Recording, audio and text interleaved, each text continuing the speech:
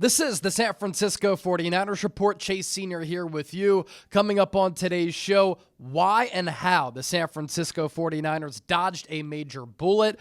But first, our Niners training camp reaction video is up on the channel. We talked about a whole host of things. Brock Purdy is now a father, and he made some splash plays in practice today as the pads are finally on. CJ West, the rookie fourth-round pick out of Indiana, impresses with his violent hands and his fast get-off. He won some one-on-one drills today.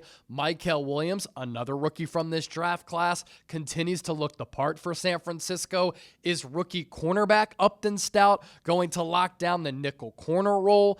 Dee Winters, another young player, linebacker, flying around throughout practice today. This 49ers rookie draft class just looks to be off to a very impressive start to training camp. I'm going to link that video as the pinned comment of this video. So just scroll on down, check that out. Of course, after you watch this one, be a real one. I appreciate it.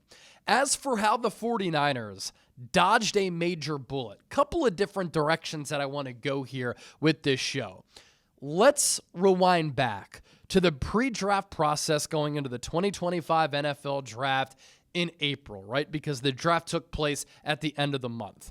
In the pre-draft, the Niners were said to have really liked Shemar Stewart, pass rusher out of Texas A&M, in addition to Mykel Williams, the pass rusher out of Georgia, who Kyle Shanahan and John Lynch said they fell in love with in the lead up to the draft.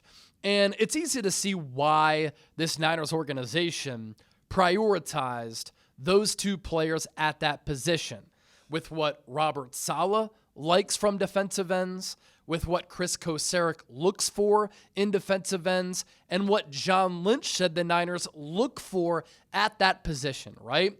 Both players, physical freaks. The Niners wanted to get better against the run. Both Mykel Williams and Shemar Stewart good at setting the edge, stopping the run, and flourishing as run defenders. There's also been an emphasis this offseason of the Niners wanting to get bigger along the defensive line going into 2025 compared to the 2024 team. For instance, Leonard Floyd, a lighter edge rusher. Malik Collins, Javon Hargrave, lighter at defensive tackle. You think about the moves that the Niners made this offseason, letting those players go, drafting Mykel Williams, massive human being, drafting Alfred Collins, mountain of a man, drafting CJ West, a big dude. And the 2024 average size along the Niners defensive line was 6'2", 3/4, 279 pounds, 32-inch arms.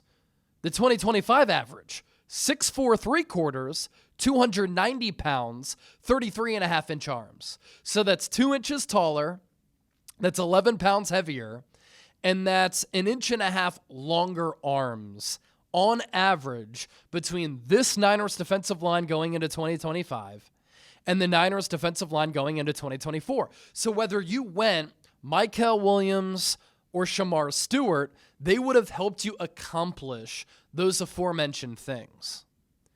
And so the Niners could have accomplished getting bigger with either player. But here we are at the start of training camp at the end of July, and it looks like the clear right decision for San Francisco was drafting Mykel Williams over Shemar Stewart. Other players who come to mind as players who the Niners could have taken in the NFL draft at number 11, right? Or if they could have moved up. They could have moved up for Mason Graham. Not really an impressive athlete. They could have drafted a James Pierce or a Mike Green. Not big players physically, nor are they imposing like a Mykel Williams. They could have taken Shemar Stewart over Mykel Williams. They went Mykel Williams. They went with their gut. They went with the player who had a better pedigree as far as production goes and winning at a high level. And it looks like this is the clear right pick. Mykel Williams, during rookie minicamp and OTAs before he got hurt, was turning a lot of heads, impressing a lot of people, imposing his will physically. And then so far to start training camp, think about what Mykel Williams has been able to do. Bulldozed and truck-sticked Dominic Purdy, to use a Madden term for all the gamers out there, during practice last week. Dominic Purdy, a top 10 guard in football. Mykel Williams able to beat Colton McKivitz for a would-be sack. Dropped back in coverage on a rep last week. Held his own against the run against Trent Williams. And that NFL size, length, power, physicality that I've been talking about since Williams was drafted has been on display. One-on-one drills, he's won. Team activities today, he was making plays in the backfield. He's been able to get to Brock Purdy on a couple of occasions, right?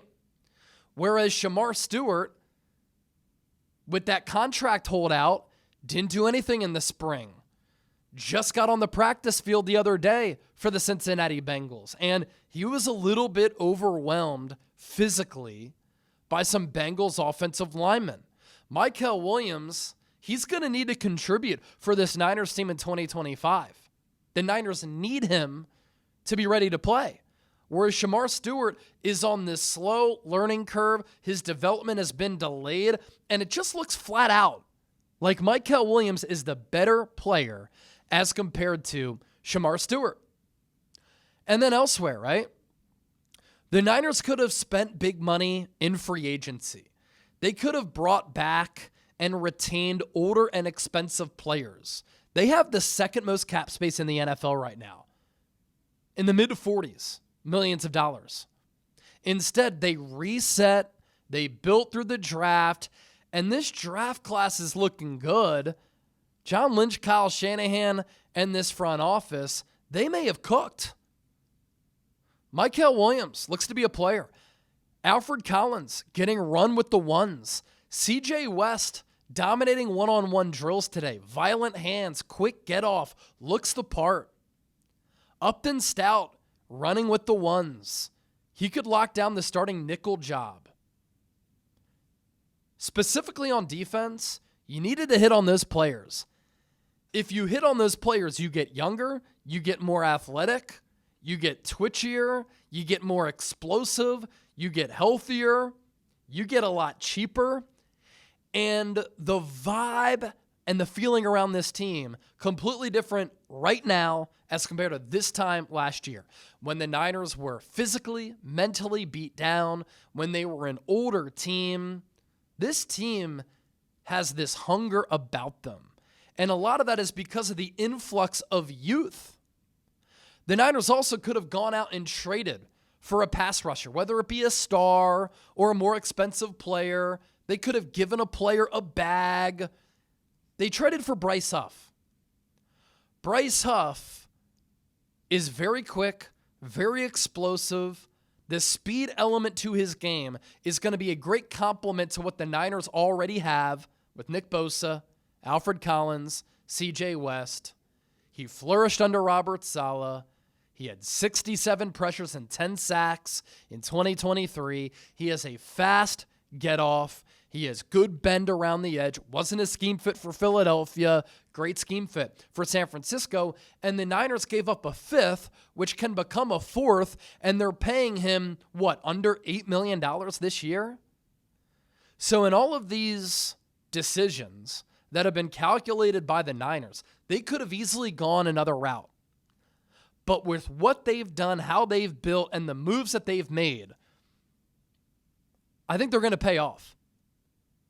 And for those reasons, I think San Francisco dodged a major bullet as compared to what they could have done, the moves they could have made, the players they could have acquired, whether it be in free agency, whether it be via trades, or the NFL draft. That gets me pretty excited going into 2025. And this youth movement gets me pumped up for 2025 as well. So just wanted to hop on the mic, chat sports backdrop, nothing special, no graphics, and just talk some Niners football because that's what we do here on this show. Don't forget to hit that subscribe button. Again, check out that training camp reaction video that I did a little bit earlier. Tomorrow, More content to come because the content does not stop when training camp is here and the pads are popping in Santa Clara.